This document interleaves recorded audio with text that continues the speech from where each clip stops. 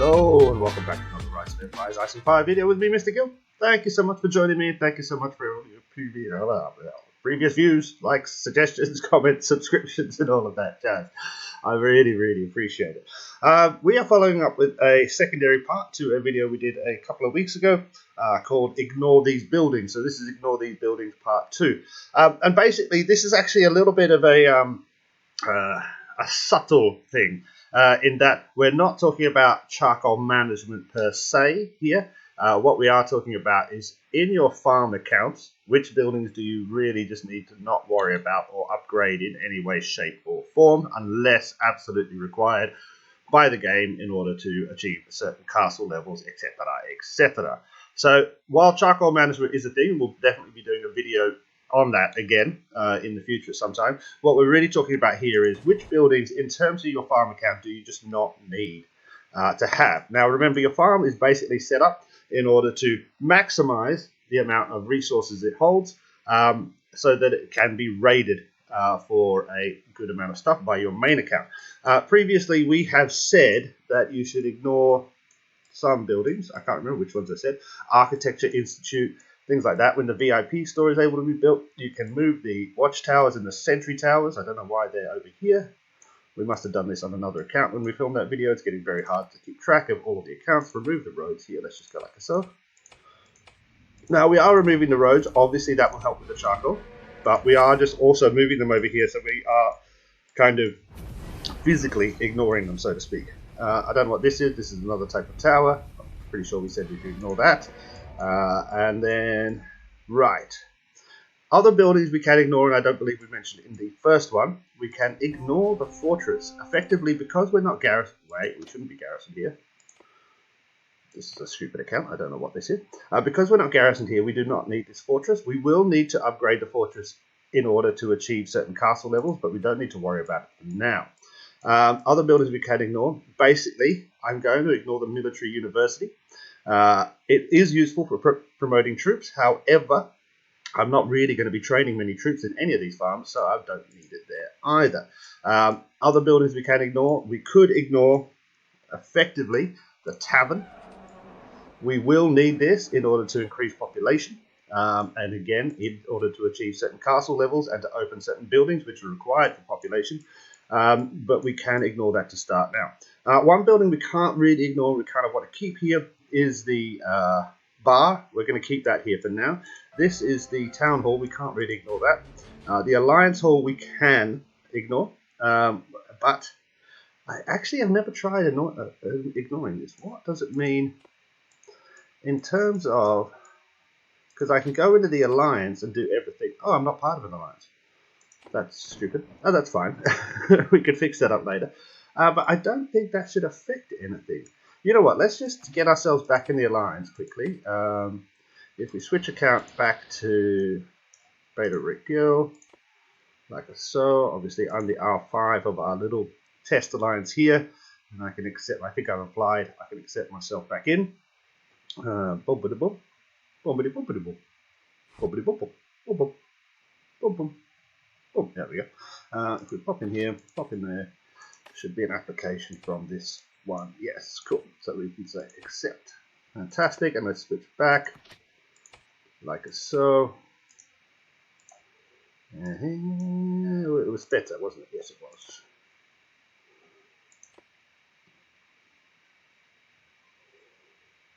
Come on. Boom, boom, boom, boom, boom, boom. These earphones are getting itchy in my ear. I think my ears have grown. Do ears do that? The ears keep on growing? I seem to remember that as a myth, that ears keep on growing.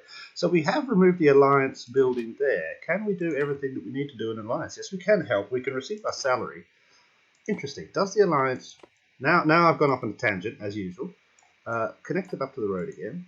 Does it use any charcoal? Minus 9.3 consumption. No, don't do that. Click and hold. Consumption minus 9.1, so it does take 0.2, so 200 charcoal per hour to have that connected, but I don't think it needs to be at all, and I never really thought about that. So Alliance Hall is definitely something we can remove. Class Hall we can definitely remove. I'm sure of that. We do not need that. Only when we need to change classes will we need to look at that building. And now the rest of them here, we haven't yet, obviously, in this account, built up all of the buildings that we will have. So there'll probably be a part 3 to this going forward. And I'm just going to keep on kind of updating the lists of things that we don't need to have connected. But if you look here, it comes down to quite a lot of buildings that don't need to be connected. We're basically just having our production, our houses, and our training grounds. Now, because this is a farm account, effectively, once we've built all the training grounds, we will not have to connect them up in any way. And we can easily take this away from the road. Where's somewhere we could squeeze it? We can't squeeze it anywhere because there's no space, like there. Now, this doesn't really affect anything much whatsoever. We still only have one training thing. It doesn't really affect it whatsoever. So we can have that removed as well. Let's check our charcoal. Even though I said this wasn't a charcoal, that takes 300 per hour as well. Fantastic. Okay, so basically, kind of as an update, a part 2, if you will, of Ignore These Buildings, is that we can get rid of all of these buildings here. Architecture Institute, the 2 types of towers, Sentry and Watchtower, the Fortress, the Military University, the Tavern, the Alliance Hall, and the Class Hall all can be removed. Now, coming forward, there's going to be things like the Shrine, which don't need to be removed. We have talked about moving storage depots away from the road. And while we talked about that in a sense of does it protect res, which it does not, and we proved that. If you haven't seen that, watch that video. We can actually remove them if we want to at certain points. And they come more into charcoal management because I think they do cost quite a lot. Let's just click on there. It's 9. If we take away this one, pretty sure they cost quite a lot actually. 8.8. So they cost 200 per hour. Considering there's 5 of them, that's going to be another 1,000 charcoal per hour you can save. So that's cool. Right, so what I need is more suggestions down below. What other buildings do you think do not matter for farm accounts? And again, as I kind of stress, even though I talked about it a little bit, we're not really talking about charcoal consumption here. We are talking about what does not affect the gameplay of a farm account moving forward. As I said, as we get up to and get these farms up to castle level 16, we will notice more buildings being built, and we're going to have to see which ones can be moved and can be not. Some of these buildings will have to come back for certain periods of time. As I said, probably the tavern, pop back in, load the population, build some buildings, then disconnect it again. And I think the fortress and the watchtower have to be certain levels in order to move forward. So they'll have to be connected for a little bit, upgraded, and then moved off the road again. That's my 2 cents on this. Ignoring Buildings Part 2. Let me know down below if you have any questions.